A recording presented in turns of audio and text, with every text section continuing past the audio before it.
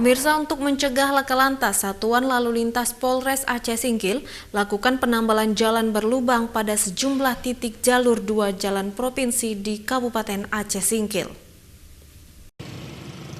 Banyaknya titik jalan berlubang pada jalan provinsi di Kecamatan Gunung Meriah, Kabupaten Aceh Singkil kerap kali menjadi keluhan masyarakat. Hal itu lantaran jalan berlubang yang berada pada sejumlah titik jalan provinsi Kecamatan Gunung Meriah, Kabupaten Aceh Singkil itu kerap kali menimbulkan kecelakaan bagi pengendara roda 2. Untuk mencegah semakin banyaknya kecelakaan bagi pengendara, sejumlah personil Satuan Lalu Lintas Polres Aceh Singkil bersama dengan warga melakukan penambalan jalan di sejumlah titik jalan berlubang di Kecamatan Gunung Meriah.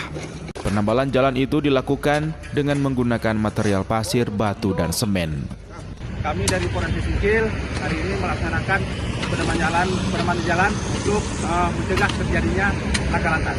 Kami menghimbau kepada seluruh masyarakat, baik pengendara roda 2 ataupun roda 6, agar hati-hati pada saat kendaraan.